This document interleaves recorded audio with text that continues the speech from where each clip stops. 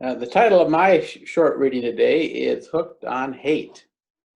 It is my particular opinion that the most destructive and most used drug in America at this particular point in time is hate.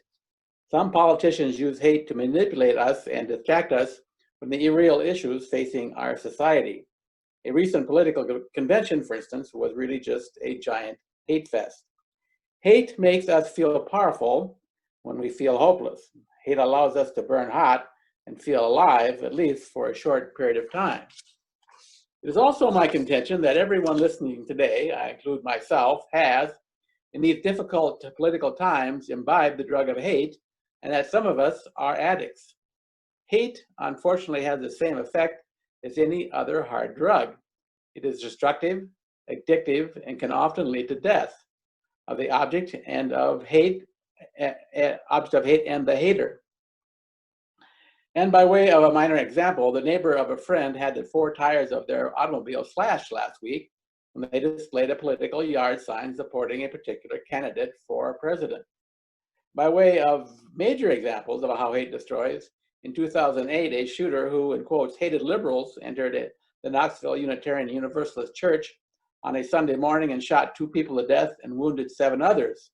And last week, 17-year-old Kyle Rittenhouse, high on hate and armed with an assault rifle, killed 2 demonstrators at the protests in Kenosha. So what can we do about our own addiction to hate, our own attraction to hate and addictive tendencies? How can we detox?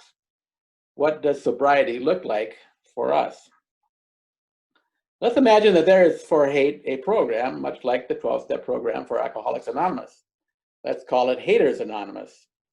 The first step in detoxifying is doing what we are doing here, becoming conscious of hate as a drug and its effects. And by way of footnote, I think we are in an age where we are especially susceptible. Yeats put it perfectly 100 years ago in the opening lines of his poem, The Second Coming. Turning and turning in the widening gyre, the falcon cannot hear the falconer. Things fall apart. The center cannot hold. Mere anarchy is loosed upon the world. The blood-dimmed tide is loosed, and everywhere the ceremony of innocence is drowned. The best lack all conviction, while the worst are full of passionate intensity. Saying it more plainly, the overarching and sustaining narratives of Western civilization are disintegrating around us. Even the great American dream has fallen into shambles. People do not know how to be. So we have turned to the idols of our age: consumerism, celebrity, and extreme hate-filled cultish politics. The second step is in dealing with hate is taking responsibility for oneself. A most basic tenet of our UU religion is that we are the co-creators of our worlds. Life does not just happen to us. We are active participants in the creation of our own lives. If I am full of hate, negativity, and destructive impulses, it is because I have chosen that path. It is totally on me. The third step is practicing compassion for yourself and others. Face up to the fact that none of us really knows for sure what we are doing. We are often confused, befuddled, and prone to making mistakes. Understanding this will lead to to compassion, understanding even of figures that are politically distasteful. The Dalai Lama says, if you want others to be happy, practice compassion. If you want to be happy yourself, practice compassion. The fourth step is learning to love your enemies. This is a tough one. Love cannot be faked or self-generated. Love comes when it comes. Fortunately, practicing compassion and understanding are works which can often lead to genuine love. Love is the only thing that can heal our nation. Love is the only thing that can save us from our addiction to hate. Martin Luther King Jr. famously said, "Hate cannot drive out hate. Only love can do that." I've only known one person who was a refugee. Matthew and his family lived for a few months out the back door and across the stair landing from Patty and me, our first year of seminary. This was in the late 1970s, and apartheid in South Africa was still a very brutal affair. Matthew was from the black township of Soweto, not very far from Johannesburg, and had left the country with his family under the cover of night with nothing but the clothes on their backs, In his homeland, Matthew had been imprisoned twice for being a radical. In prison, he experienced regular beatings, was routinely fire hosed with cold water, and was often taken from his overcrowded cell for interrogation and torture. Sometimes men were taken from their cells and never came back. Adjusting to American society was something of a monumental task for Matthew. He'd heard about McDonald's and wanted to try a Big Mac, so not realizing that there was a dine-in section, Matthew got in the drive-through lane. He did not have a car. At first, he thought people were honking at him in a friendly way, but soon realized that what he had thought was friendliness was really impatience when he took an extended period of time to study the outdoor menu. It did not take long for Matthew to realize that Americans had a restlessness that often manifests in impatient-seeming behavior. One day, in a reflective mood, Matthew opined to me that one of the reasons that American men were so impatient was because their wives were far too skinny. He further opined that a plump wife is a source of great happiness. He then told me in a comforting tone that he was sure that with time that Patty would develop a much fuller figure. The thing that was most interesting about Matthew was that in spite of all the trials he had suffered, false imprisonment, beatings, the unexplained disappearance of friends, and having to flee from a community he loved, to live in a strange new place was that I never heard one word of acrimony, hate, or judgment come from him. Here's where we talk about step 5, dealing with the drug of hate.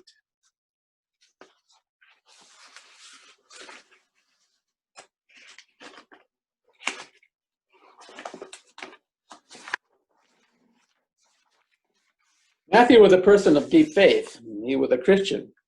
Christianity, like all the great religions, confers upon the believers deep sense of the rightness of their own existence. This feeling of the rightness of being does not come from having a summer home on Cape Cod, celebrity, extended vacations on the French Riviera, or being elected president of the Lions Club 2 years in a row. It comes from working one's faith. Faith is a work. It is a work that is hard because it requires one to evolve, create, and maintain one's own narrative of one's religion and of one's own life. I went through a period of angry despair some decades ago when I felt like the world would be a lot better place without religion. I'm now of a different mind. Our species needs much more good religion. We need more Catholics and Protestants, more Jews and Sikhs, more Buddhists and Muslims, more religious atheists and New Age believers, and a whole lot more Unitarian Universalists who are working their faiths to overcome the ennui and nihilism of this age, which has led to stark political division, fundamentalism, hatred, and bloodshed. Working one's faith is our first step in dealing with addiction to hate. There's an old Franny Crosby hymn titled, "Faith is the victory that overcomes the world." Fanny was right. Faith is the victory that helps us to overcome our hate. Faith is the victory that will help us to love those with whom we are in stark political disagreement. And it is my opinion that if it will be people of all faiths working together to heal our world. If you work your faith will work for you and the whole world. Working your faith is like pulling on a thread. It will eventually unravel everything you thought you knew was right, but it will lead you to your essential, eternal, indestructible, transcending soul. Hate is not possible there. One of the ways that Matthew worked his faith was to dance. For Methodists from North Dakota, it was a bit unsettling. In the middle of a conversation, Matthew would often spontaneously rise from his chair and dance. He said it was a way of praying. A couple of times, Matthew asked me to join him and dance. I informed him I couldn't, that I was a Protestant and therefore suspicious of pleasant activities. So today, to honor Matthew and all migrants and refugees and the lesson they can teach us, I have selected a song from South Africa that originated in the Black townships during the darkest days of apartheid and is sung by Mama Africa, Miriam Makeba, who died in 2008. The song is titled Khawuleza and is sung in Zulu. So, Lisa, if you would run that.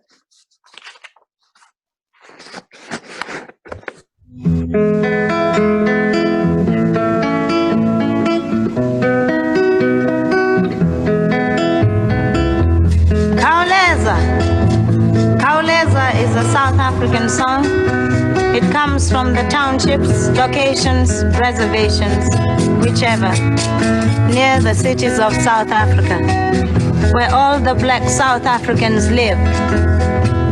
The children shout from the streets as they see police cars coming to raid their homes for one thing or another. They say, Khawuleza, mama, which simply means, hurry, mama, please, please don't let them catch you. Khawuleza, mama, Khawuleza, mama, Khawuleza, mama, Khawuleza, mama, Khawuleza, mama, sheshi sabo. Naga mapolisa zongene ndini mama, pati Khawuleza, mama. Naga mapolisa zongene ndini mama, pati sheshi sabo. Jonga, jonga, jonga yo Khawuleza, mama, yeah, yeah, mama. Pati jonga, jonga, jonga yo Khawuleza, mama, yeah, yeah, mama. Oh, naga mapolisa zongene ndini mama, pati Khawuleza, mama.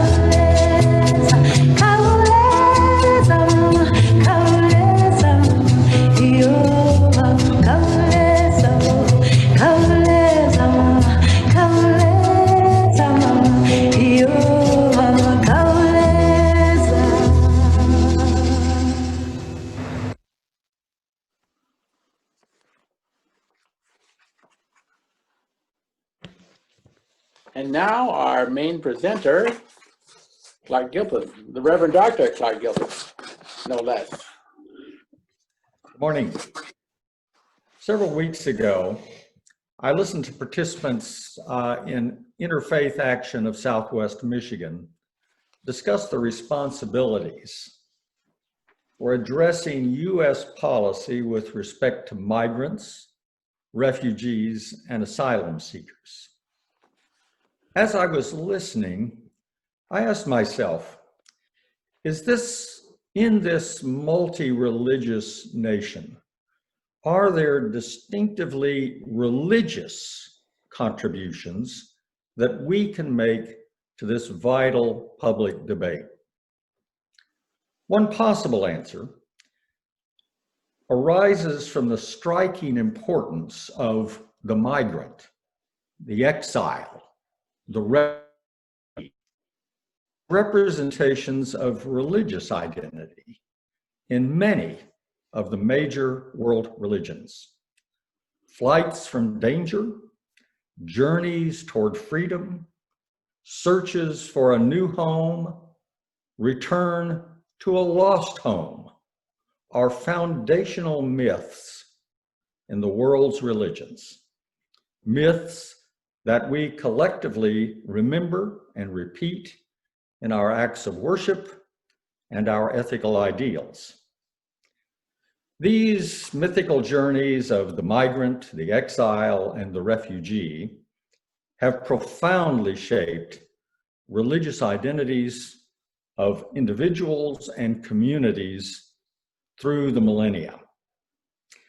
And today I want to encourage each of us to think about what it means for personal religious life,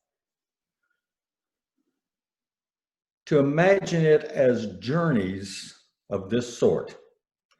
Then I want to ask how thinking of yourself as a migrant in this world sets up a different relationship to those persons who have migrated into your community. How might sustained dialogue with them, your fellow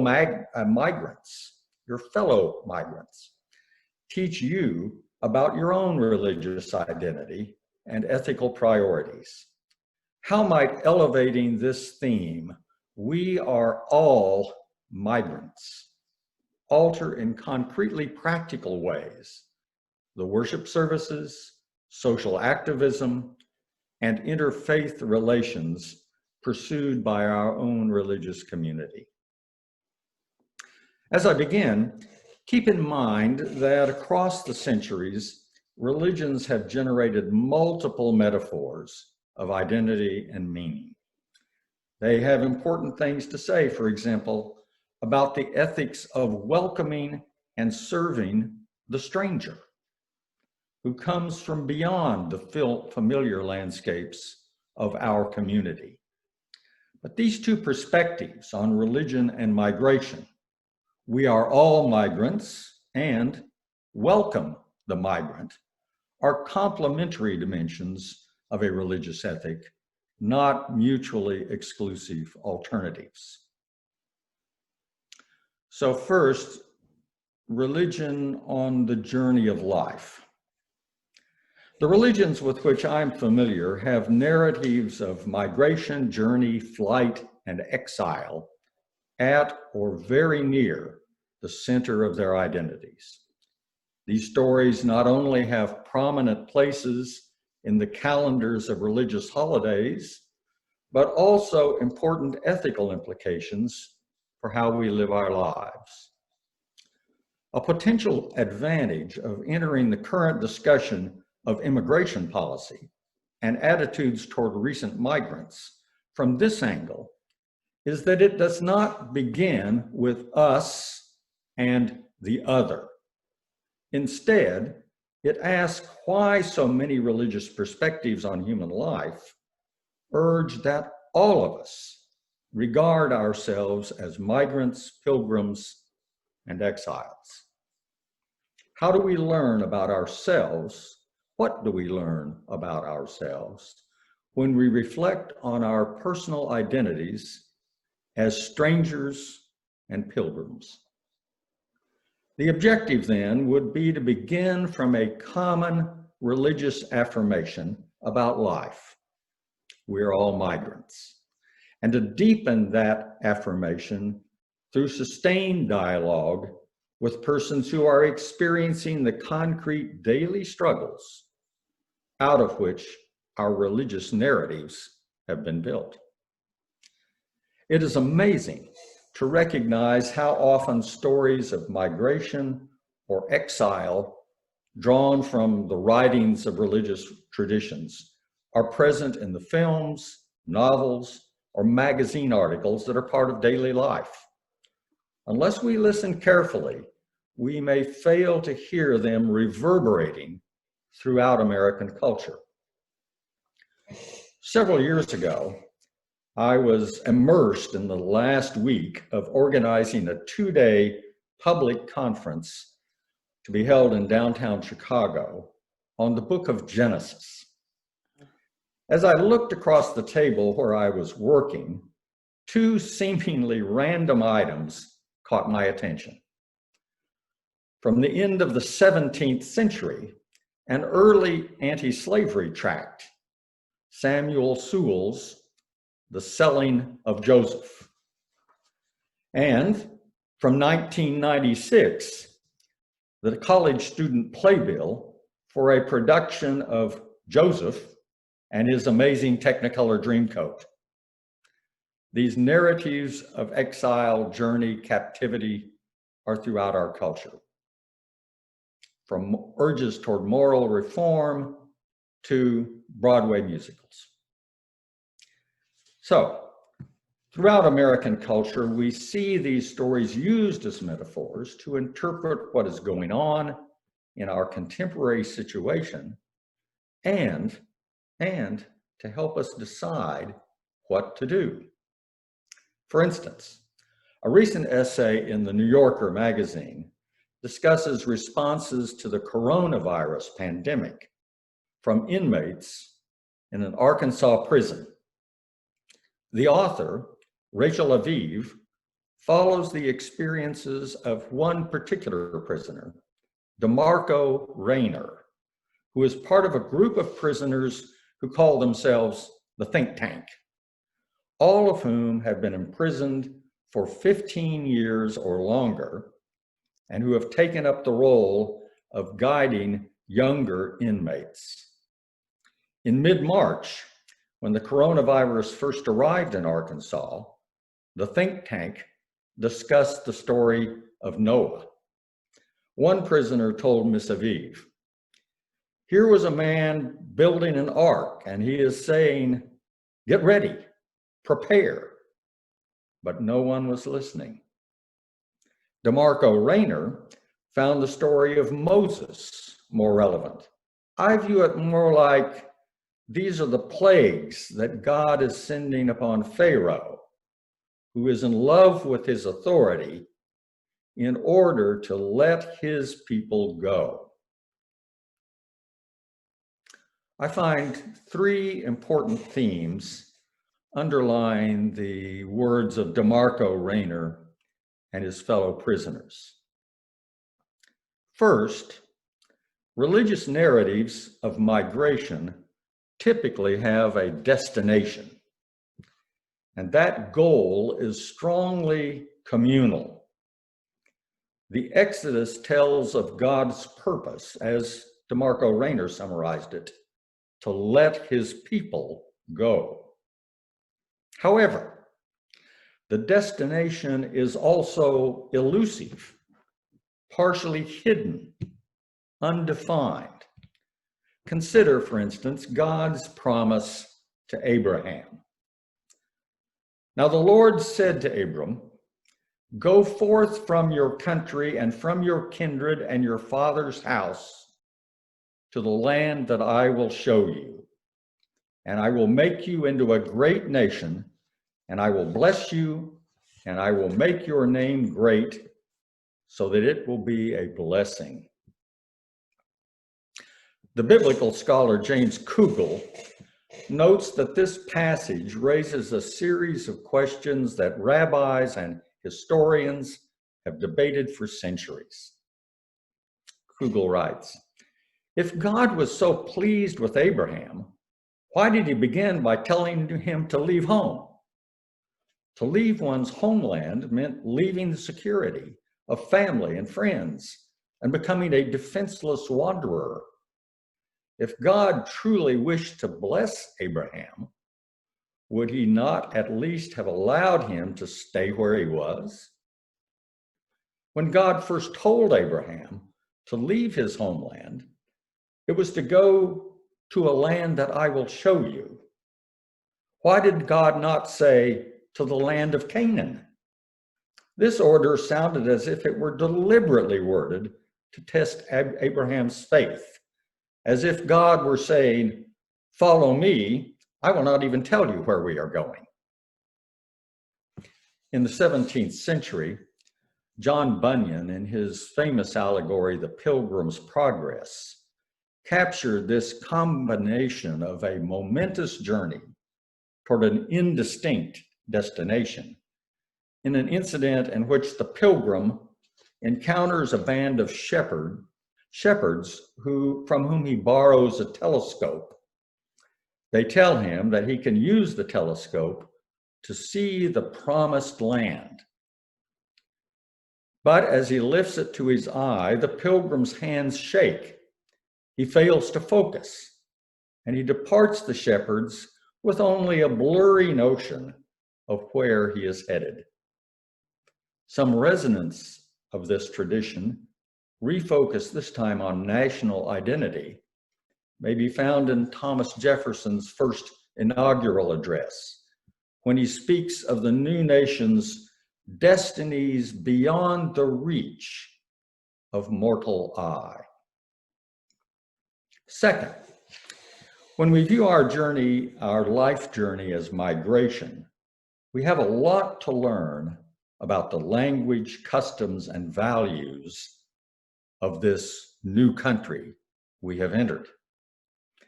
As religious migrants, we have some critical distance on society. Most importantly, this critical distance enables us to make some decisions about the society's customs and values. We're cautious about the uncritical assimilation of the conventional wisdom. Returning to that Arkansas penitentiary with which I began, DeMarco Rayner very carefully, it is noted in the article, monitors his use of language so that he doesn't assimilate to institutional life. He refuses to call food money. He does not invite people to his house when he means his cell. He bristles when prisoners working unpaid jobs describe an officer as their boss. In 1948, the social activist and founder of the Catholic worker movement, Dorothy Day, kept a journal for a year, which she entitled On Pilgrimage. Much of the journal described Dorothy Day's journeys to the houses of hospitality she had founded across the nation for persons in poverty, and to join picket lines to protest housing discrimination. But her journal begins with the 2 months she spent at her daughter Tamar's home, helping to prepare for the birth of Tamar's baby. At the end of March, it was time to say goodbye. Day writes, "So now tomorrow I start off again on pilgrimage, for we have no abiding city. Much as we may want to strike our roots in, we are doomed to disappointment and unhappiness unless we preserve our detachment. It is the paradox of the Christian life." Third, the migrant or exile thus possesses a certain freedom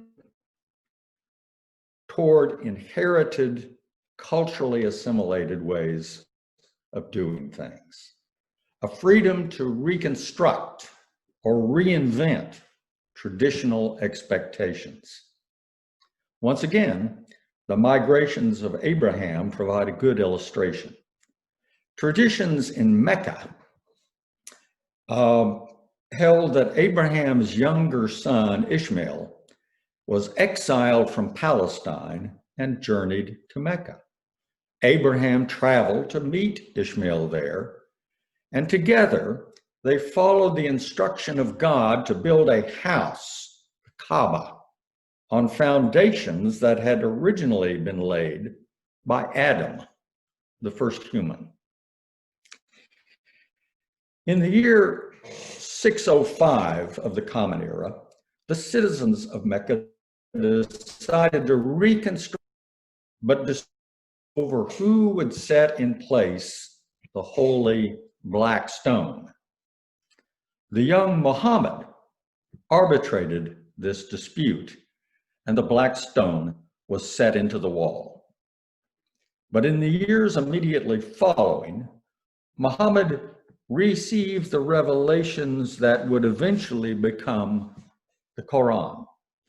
And the citizens of Mecca expelled him from the city in the year 622.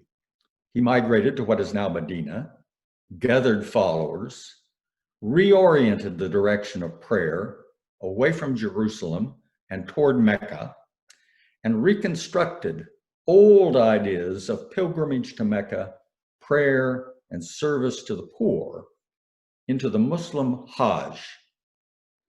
Muhammad went on his first and final Hajj as a Muslim in the year of his death, 632. So what are the practical implications of these 3 points? Migration has a destination, however indistinct. Migration, the sense of being a pilgrim, provides critical distance from our surrounding society. And the sense of being a pilgrim, a migrant, a traveler, gives us the perspective to reinvent the conventional traditions of the world in which we live. The American Jesuit theologian John Courtney Murray wrote in the mid-20th century that disagreement is a hard thing to achieve. We need to reach agreement on certain things in order to engage in a real dialogue, learn from one another, and decide, for example, on matters of public policy. Otherwise, we aren't disagreeing, we're simply talking past each other. If we begin by agreeing that we are all migrants and that this is a good thing, indeed, the indispensable thing, we have much to learn from one another. Dialogue seeks new ideas because genuine dialogue is humble and does not pretend to have a clear knowledge of its destination. At the practical level, then, first, we need to build active collaboration among different faiths and congregations in order to reconstruct and reinvent the faith of migrants and pilgrims who are seeking to discover the land that God will show you.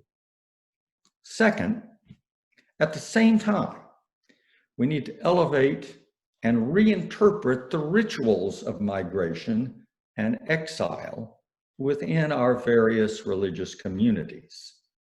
This needs to happen in our worship services, the educational programs for our children, and the readings we select for congregational book clubs.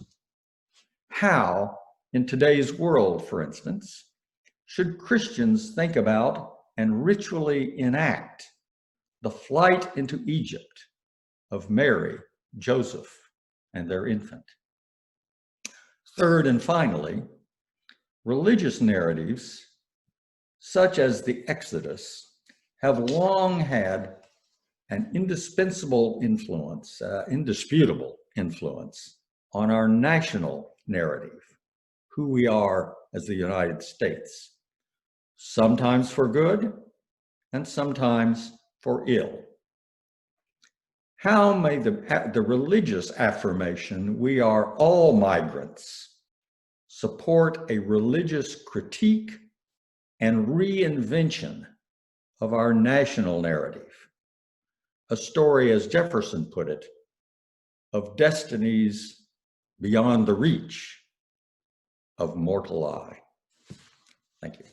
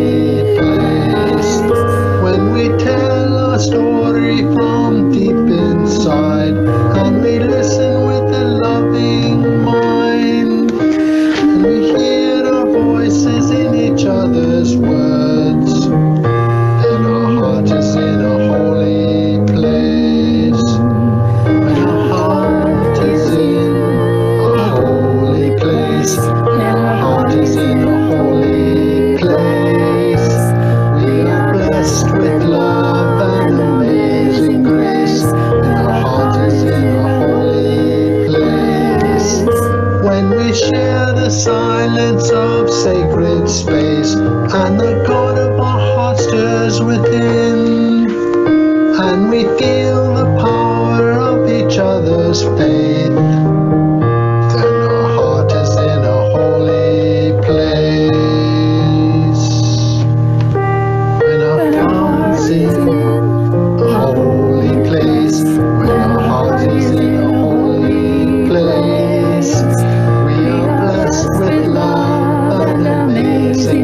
place, when our heart is in a holy place, when our heart is in a holy place.